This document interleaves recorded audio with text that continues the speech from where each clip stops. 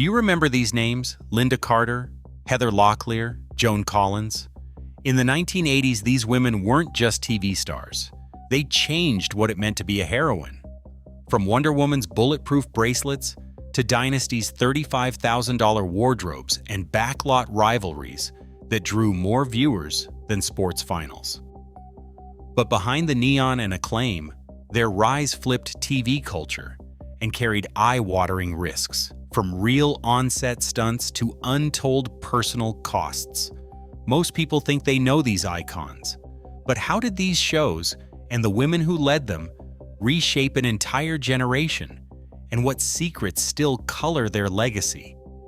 To answer that, we need to rewind to the beginning of the 80s and step into a world where television and its stars would never be the same. Neon signs flickered over strip malls. Synthesizers pulsed from car stereos. In the early 1980s, the living room was still the center of American life, but the rules of television were changing fast. Three networks, ABC, CBS, and NBC, still held most of the power, yet something new was humming just out of sight. Cable TV snaked its way into more homes each month, promising dozens of channels instead of just 3. MTV launched in 1981, and suddenly, music wasn't just something you heard. It was something you watched, with quick cuts and wild colors that made even the nightly news seem old-fashioned. Families still gathered around the big wood-paneled set, but the glow was brighter, the choices wider. VCRs appeared on shelves, their blinking clocks daring anyone to figure out how to record a show. Now you could time-shift your favorites, pause for snacks, or replay that wild car chase as many times as you liked. The living room became a crossroads, part movie theater, part game arcade, part fashion runway. Appointment TV wasn't just a phrase, it was a ritual. Thursday nights meant Dallas or Dynasty, while Saturday mornings belonged to cartoons and cereal. Ratings wars raged behind the scenes, with networks fighting for every eyeball and advertisers pouring millions into blockbuster slots. The stakes were high because television was still the only place where a single show could pull in 30 million viewers at once. But the world outside the picture tube was changing too. The economy was up, then down, then up again. Fashion exploded into bold colors and sharp shoulders. Kids traded Pac-Man high scores and wore parachute pants. Adults chased the American dream with business cards and beepers. TV needed new kinds of heroes, ones who could keep up with the pace, stand out in a crowd, and say something about what it meant to be strong, stylish, or just plain unforgettable. The stage was set for a new wave of stars, women who could leap across genres, command a scene, and sell everything from action figures to perfume. The decade was hungry for icons, and television was ready to deliver them, one dazzling entrance at a time. Linda Carter didn't just wear the costume, she became the blueprint for a new kind of television heroine. Wonder Woman might have spun onto screens in the late 70s, but Carter's star power carried straight through the next decade, outlasting the series and launching 1,000 Halloween costumes. Her take on Diana Prince was all strength and sincerity, with a wink and a gold tiara. Kids practiced the spin in their living rooms, hoping to transform. Carter's Wonder Woman wasn't just a superhero. She was a friend, a leader, and, thanks to DC Comics' own 1985 tribute, one of the faces who made the character great.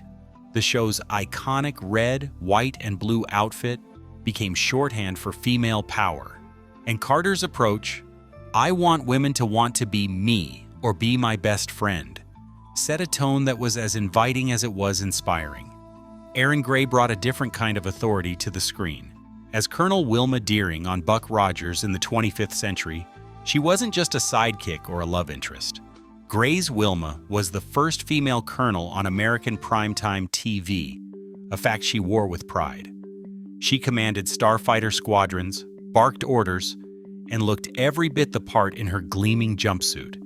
The uniform, Futuristic, form-fitting, and undeniably memorable, drew plenty of attention, but Gray kept the focus on Wilma's competence. "A woman can be a colonel. A woman can be in charge," she'd say. And for a generation of young viewers, that was a new idea. The show balanced sci-fi spectacle with a quietly radical message. Authority didn't have to come with a Y chromosome.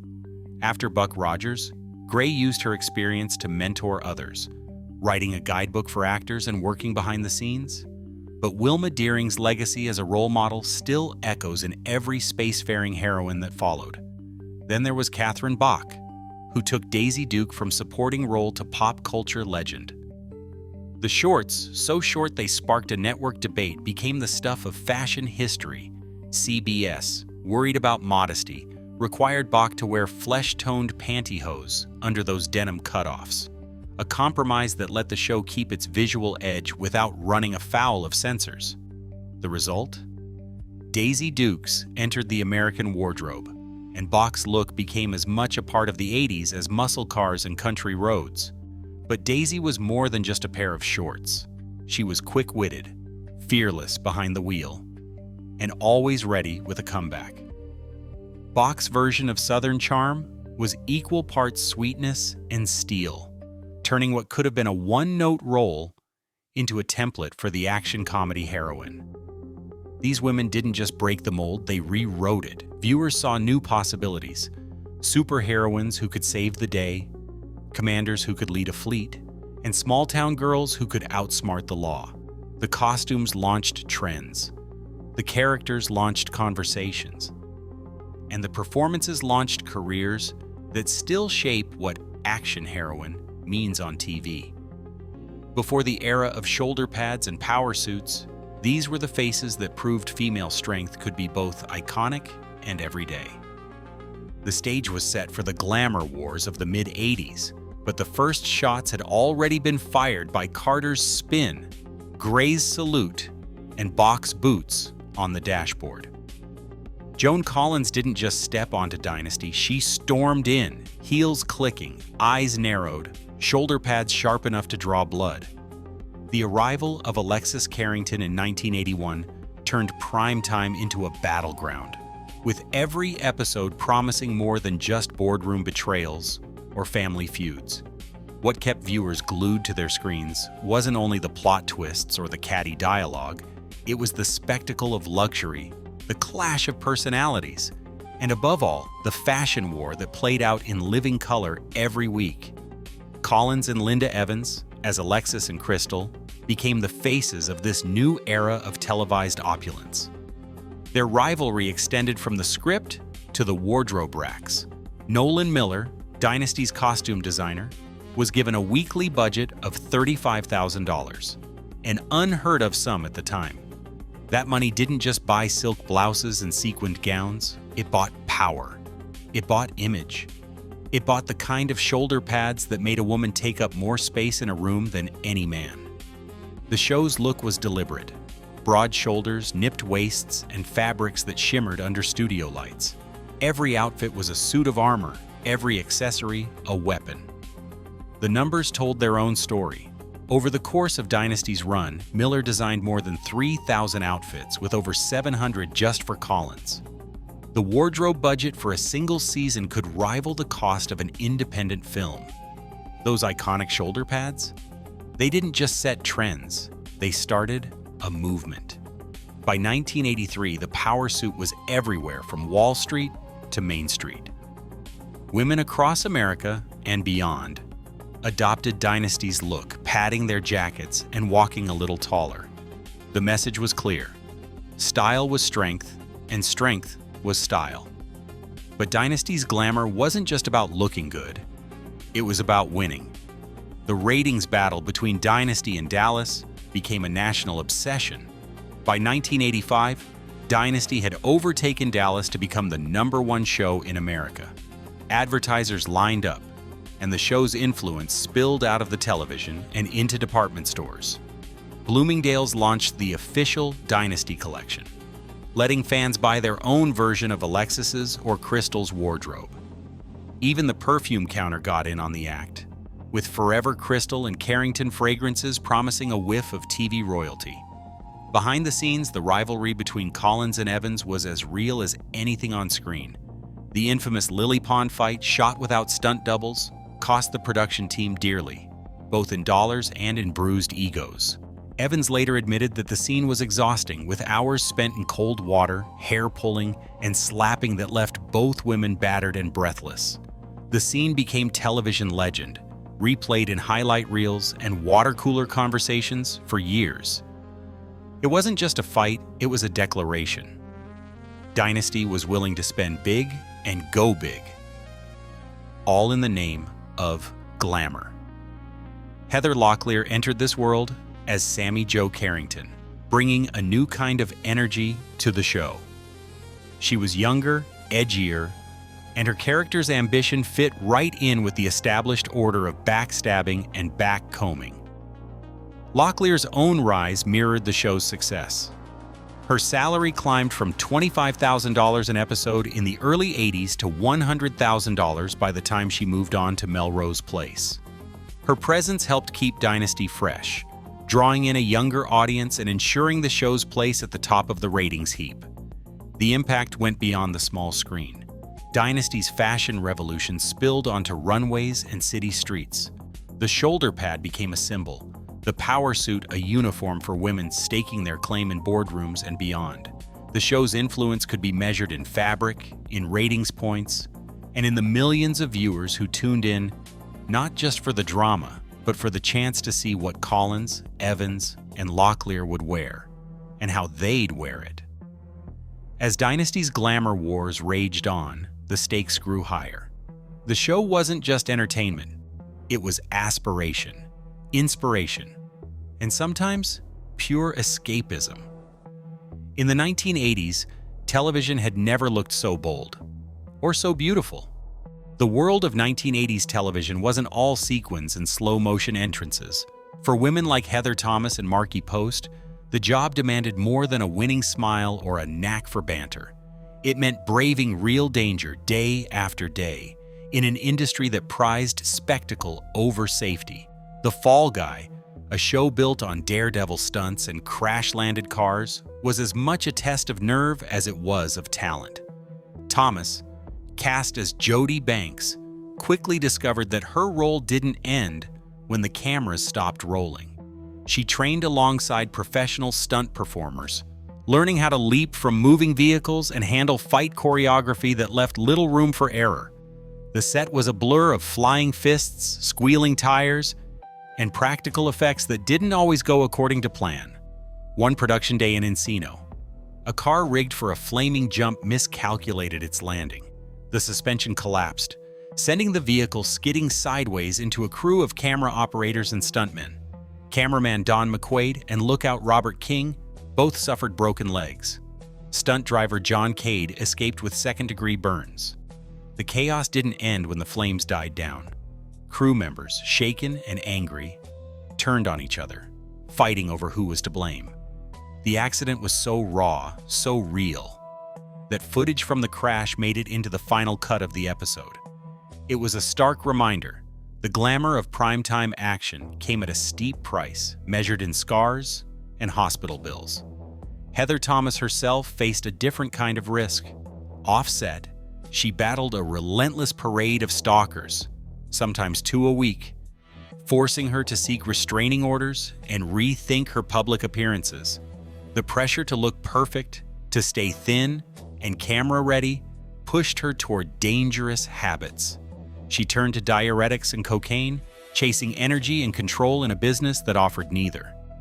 By the time The Fall Guy wrapped, Thomas was exhausted, physically battered, emotionally spent, and wary of what fame had brought to her door. Markie Post, meanwhile, played bail bondswoman Terry Michaels with a mix of grit and humor that made her a standout in a cast of tough guys. But the grind of action television wore her down too.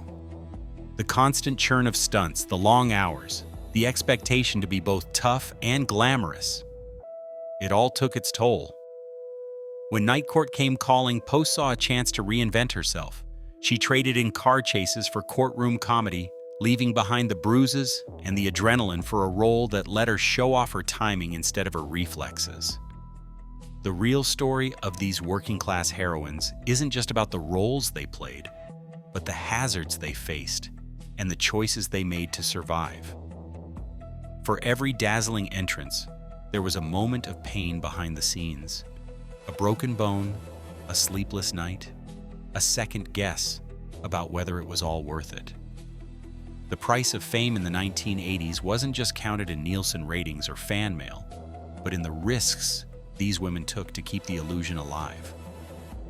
Their legacy isn't just the characters they brought to life, but the line they walked between showbiz magic and real-world danger. A line that, for some, was far too thin. Farrah Fawcett's red swimsuit poster didn't just decorate bedroom walls. It became a phenomenon that few could have predicted. Released in 1976, the image sold over 12 million copies, making it the best-selling poster in history. The numbers tell their own story. 6 million sold in the first year alone, a tidal wave of glossy prints that outpaced even the wildest expectations of Pro Arts, the small Ohio company behind it. Fawcett's royalties from the poster soared to $400,000, dwarfing her weekly salary on Charlie's Angels and turning a single photograph into a personal brand that stretched from dorm rooms to magazine covers. But the poster's reach had a flip side. That kind of visibility made privacy nearly impossible. Fawcett found herself in a world where fans blurred into strangers, and strangers sometimes became threats. The poster's success made her one of the most recognized faces in America, but it also meant she lost the ability to move through the world unnoticed. The new reality wasn't just overwhelming, it was dangerous. Fawcett faced unwanted attention that ranged from invasive fan mail to full-blown stalking, at a time when legal protections barely existed. Her experience, along with the tragedies that struck other public figures, would eventually spark national conversations about celebrity safety and personal boundaries. Morgan Fairchild, another icon of the era, knew that tension all too well. Her work in the 1982 film The Seduction brought the issue of stalking into the public eye before most people even knew the term. Off-screen, Fairchild dealt with her own share of obsessed fans, but the legal system lagged far behind. California's first anti-stalking law wouldn't arrive until 1990, spurred by the high-profile attacks on actresses like Teresa Saldana and Rebecca Schaeffer. For women whose images were everywhere, on posters, on screens, in the pages of TV Guide, the cost of fame was more than just lost privacy. It was living with the knowledge that admiration could turn to obsession, and that the law offered little in the way of protection. The poster era made superstars out of Fawcett and Fairchild, but it also revealed the vulnerabilities that came with being everyone's fantasy. The line between icon and individual grew thinner with every print run, and the world began to reckon with what it meant to be both adored and exposed. Adrienne Barbeau's career tells a story that stretches well beyond the boundaries of any single show. In the early 1980s, she was everywhere. Maude's original daughter, the tough-talking Rizzo on Broadway, and a guest star who could pop up on everything from The Love Boat to Fantasy Island. Barbeau's ability to shift between sitcoms, horror flicks, and action series made her a kind of genre chameleon. In 1981 alone, she appeared in both Escape from New York and Cannonball Run, then turned around and did a guest spot on The Fall Guy. That flexibility became a blueprint for women who wanted to avoid being typecast, showing that a single role didn't have to define a whole career. By the end of the decade, Barbeau had racked up more than 24 guest spots, each one a reminder that TV's new heroines could be as unpredictable and versatile as the stories themselves. Pamela Sue Martin carved a different path, stepping from the wholesome mysteries of Nancy Drew into the high-stakes glamour of Dynasty. As Fallon Carrington, she brought a sharp wit and restless energy to a show already crowded with larger-than-life personalities. Martin's transition from teen detective to soap opera heiress mirrored the decade's appetite for reinvention.